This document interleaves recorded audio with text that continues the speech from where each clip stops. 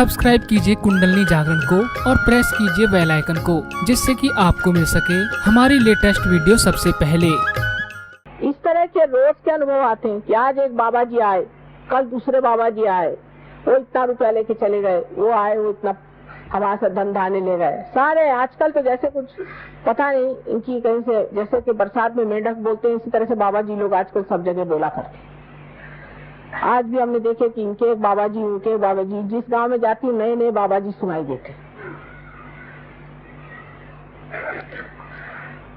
तो आत्मा से ही आप जान सकेंगे कि ये आदमी सच्चा है या झूठा है, क्योंकि ये संपूर्ण तत्व है, एब्सोल्यूट जिसको है। उसमें दो चीज नहीं, वो केवल है। उसमें दो चीज नहीं है। जैसे कोई आदमी है, उसको हमने देखा, ऊपर से हम कहे न कहे, लेकिन हम जान गए कि क्या है, जो जान गए सो ही सही। आप कहेंगे साहब ये कैसे? क्योंकि जो जानने वाला है वो आत्मा है, वो केवल ज्ञान जानता है, केवल ज्ञान, वो अज्ञान नहीं जानता। और केवल ज्ञान में वो बराबर बता देगा कि ये चीज ऐसी है, माने वो सत्य स्वरूप है,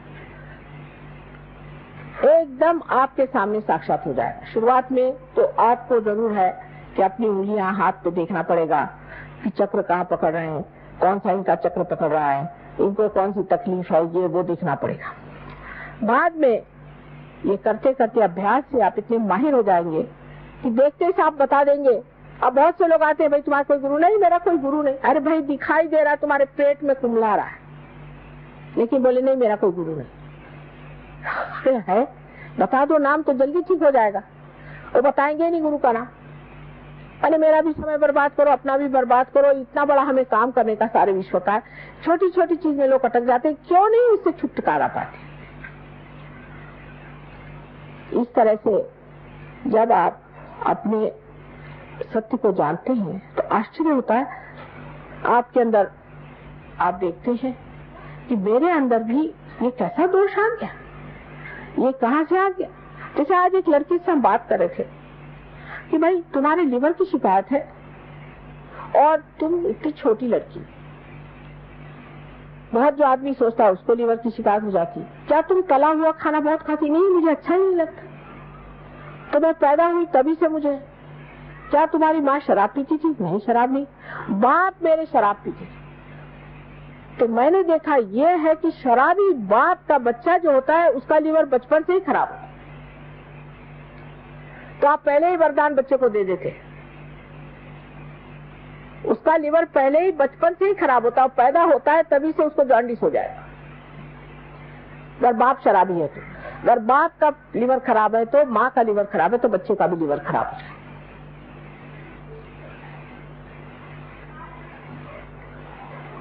तो जो सत्य है उसको जानने के लिए अपना चित्त शुद्ध रखना चाहिए। अब उसका ये मतलब नहीं कि आप चित्त को धोते बैठे, लेकिन जब आप ध्यान करते हैं तो आप निर्विचार में आ जाएंगे। जब आज्ञा चक्र से कुंडलिनी ऊपर हो जाएगी आप निर्विचार हो जाएंगे। ये जो विलंब का स्थान है इसको बढ़ाते जाना चाहिए, निर्विचारता बढ़ाती जानी चाहिए। उस वक्त आप शांति चित्त हो जाते हैं, आप में शांति आ जाती है। इस वक्त शांति होती है तभी कोई वृक्ष बढ़ता है। इस वक्त आप निर्विचार होकर ध्यान में आ जाते हैं तो वृक्ष ठीक से बढ़ता है और प्रगति होती है। हर तरह का सत्य आप जान जाइएगा। हमारी तो बात छोड़िए, हम तो जानते ही हैं, लेकिन सहयोगी भी जो है वो कहते हैं माँ पता नहीं कैसे हमको लगा कि इस दुकान में जाए यही मिल जाएगी, तो वहां चीज मिल गई। हमको लगा कि इस रास्ते पे चले जाए, वहाँ एक सहयोगी बैठा हुआ था, उसने कहा भाई मैं तुम्हारा इंतजार कर रहा था, देखो यहाँ पे एक आदमी हमारा है रिश्तेदार बीमार पड़ा, चल। कहीं कुछ ऐसी छोटी छोटी होती इतनी बड़ी बड़ी बातें हो जाती हैं कि बड़ा आश्चर्य होता है। और सत्य को आप तत्व पे जानते हैं कि तत्व कहाँ खराब है। जैसे कि पेड़ है, पेड़ को अगर आपको तो उसका पत्ता खराब हो गया है तो आप पत्ते को नहीं ठीक कर सकते, आपको उसके जड़ में उतरना चाहिए, उसके तत्व में उतरना चाहिए और तब पेड़ ठीक हो जाता है। इसी प्रकार तो पहले तो आपको ज्ञात हो जाता है, विद हो जाता है, आपके उंगलियों पर विद हो जाता है। आप वेद को जान लेते हैं कि ये सत्य क्या है। दुनिया भर का ज्ञान आपके अंदर आ जाता है। अभी हम महाराष्ट्र में गए थे, बैलगाड़ी में जाना पड़ता है कि तो बैलगाड़ी वाला आदमी उससे बातचीत शुरू करी तो हमने कहा तो कबीर बैठा तो गाड़ी चला रहा था। अरे हमने कहा सब लोग तुम्हें जाना कैसे? कहीं भाई सब अंदर ही था ना, तो आपने लाइट दे दिया हमारे अंदर तो हमने सब जान लिया। बात तो सही कह रहा हूँ ना? और मैंने कहा बिल्कुल सही कह रहे हो, कमाल है तुम्हारी। तुकाराम कौन सी यूनिवर्सिटी में गए थे? ज्ञानेश्वर जी कौन सी यूनिवर्सिटी में गए थे? वो अवतरण तो थे नहीं, लेकिन क्या ज्ञानी लोग थे। ये ज्ञान कहाँ से आया? ये हमारे ही अंदर सारा असल ज्ञान, जो केवल ज्ञान अपने अंदर है, उस ज्ञान को तब आप प्राप्त करते हैं। ये आपकी आत्मा की ज्योत है जो जलने से आप प्रकाश में सांप को सांप देख सकते हैं और रस्सी को रस्सी देख सकते हैं। अनेक है इसकी चीज, अब इसको अभी बताने का इतना समय नहीं। तो ये सत्य है और चित्त भी है। आत्मा चित्त क्या है कि सामूहिक चित्त है। जैसे कि विराट के शरीर में आप अंग प्रत्यंग है, उस अंग प्रत्यंग को ये मालूम नहीं कि वो विराट के शरीर में। जब उसका आत्मा जागृत हो जाता है तो वो जानता है कि मैं विराट के शरीर में घूम रहा।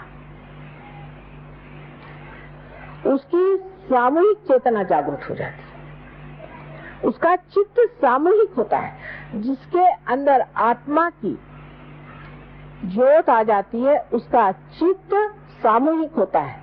माने आपका क्या प्रश्न है वो तो बताता ही, क्योंकि आपको आत्मदर्शन होते हैं, लेकिन दूसरों के प्रश्न भी बताता है। और अगर आप ये भी जान ले कि ये कैसे ठीक करना है तो वो भी वो ठीक कर देता है। इसलिए सारा समग्र ज्ञान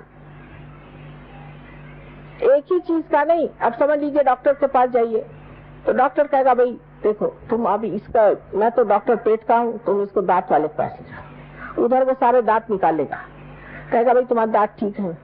उसका दूसरा जाएगा कान फाड़ लेगा ये कान ठीक है। तीसरा आंख निकाल लेगा, कहेगा आंख ठीक है। अंत में आप बीमार होकर के लौट आइए। डॉक्टर लोग माफ करें लेकिन सहयोग में समग्र ज्ञान होता है। माने ये कि एक आदमी आया, माँ मेरे पेट में दर्द हो रहा है। अब ये कोई कहेगा अरे पेट में दर्द हो रहा है, इसको कोई पेट की दवा। पेट की दवा नहीं, इसके अंदर कोई और चीज आ गई है, उसको निकालना है। इस पे किसी और का असर आ गया है, वो निकालना है। कोई काली विद्या हो गई, वो निकालना है। सारा समग्र ज्ञान सहयोग में आता है। ये नहीं इसके लिए साइकोलॉजिस्ट के पास जाओ, उसके लिए उसके पास जाओ। ये तो बच्चे हैं, अभी तो इन्होंने कुछ जाना ही नहीं। जो केवल ज्ञान है वो आपके अंदर है और छोटे छोटे बच्चों को तक मालूम रहता है। छोटे छोटे बच्चे भी केवल ज्ञान को जानते हैं। हमारी एक नातिन है, बहुत छोटी सी थी, उनके पिता माता गए थे लद्दाख में, तो वहाँ एक लामा जी भी ढामा जी होते हैं सारे, तो लामा जी बैठे हुए थे। सारे ऐसे ही हैं, एक से एक बढ़ के, किस किस का नाम ले। तो लड़की छोटी सी थी, उसने देखा उनकी ओर तो सब पैर छू रहे थे। इन्होंने सोचा हमने छुएंगे तो अच्छा नहीं दिखा, इन जाकर पैर छुए तो उनको गुस्सा चढ़ गया। लड़की जाकर उनके सामने खड़ी हुई, 5 साल की जैसे खड़े होकर कहती कि ये सर मुड़ाने से और ये चोगा पहन लेने से आप पार नहीं हो जाते हैं, आप क्यों सबसे अपना पैर छुआ रहे? ये कहने हमारे तो काटो तो क्यों नहीं, एकदम उनके सामने कह दी, उतरिए ऊपर से नीचे। 5 साल की लड़की ने कहा ना। एक पखंडानंद जी कोई थे और महर्षि उनका था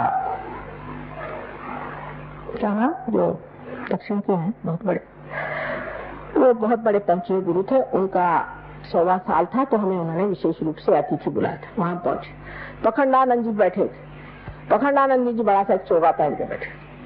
दूसरी हमारी नातिन थी, सामने बैठी थी, वहां से कहती नानी जिसने मैक्सी पहना इसको भगाओ तो इससे बड़ी गर्मी आ रही है, हम लोग सब जल रहे हैं। और बहुत से सहयोगी थे, वो भी हंसने लगे। इतने प्रकांड पंडित छोटे छोटे बच्चे तक निकल आते हैं। उसका कारण यह है कि उनका चित्त आत्मा के प्रकाश से आलोकित है। पर सबसे बड़ी देन परमात्मा की ये है, आपकी शरीर व्यवस्था ठीक हो जाती है, मानसिक व्यवस्था ठीक हो जाती है, सारा क्षेम जिसमें कि आपकी आर्थिक अवस्था भी ठीक हो जाती है, सब चीज अवस्थाएं ठीक होने के बाद जो सबसे परम चीज है वो है आनंद।